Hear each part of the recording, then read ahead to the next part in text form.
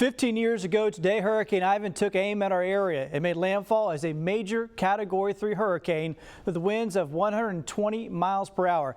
I was there for that landfall. Here's a look back at that unforgettable storm. It was 2 a.m. on September 16, 2004, and Hurricane Ivan made landfall.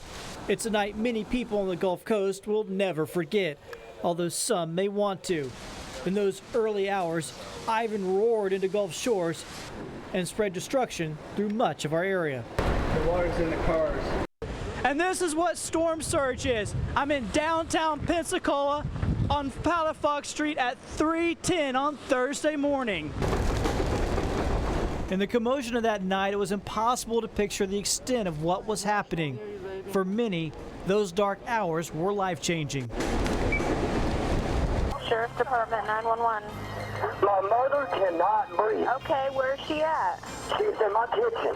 We're trying to get her out, but this storm is so bad, it's so destructive, but there's nothing I can do. Me and my dad are trying our best. Okay. We're going to lose our mom, man. Sir, hold on. Let me transfer you to EMS so they can help you with medical. There is a condominium just totally destroyed. As the sun came up on the morning of the 16th, what the daylight revealed was a landscape in ruins. 14 died from Pensacola to Panama City that night, and more would die in the coming days trying to clean up and survive in the aftermath. At the time, Ivan was the second costliest storm in U.S. history. In the years since, it's dropped to 10th on that list and fallen out of the national conscience. But Ivan is not forgotten on the Gulf Coast. This storm was a monster that actually could have been worse. It weakened just before landfall. Looking back, that's hard to imagine. Ivan was the kind of event you remember pre and post. Nothing was quite the same.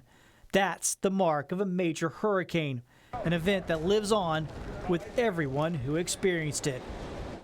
Wow. You know, during the 4 o'clock, we had the vault and we were talking about LOEs and whether it was that storm or Ivan. Like you said, if you went through it, you remember. Yep. Yeah, and it took it did weaken right before landfall. So in a way, the area got somewhat fortunate. I mean, obviously, we still experienced a lot of damage.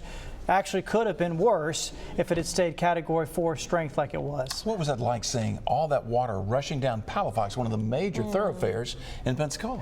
Yeah, we were multiple blocks there off the water, so we were actually pretty surprised once it started coming up. Yeah. Flooded out some of our vehicles that were there. It was scary for a little while, especially with all the stuff blowing around downtown Pensacola.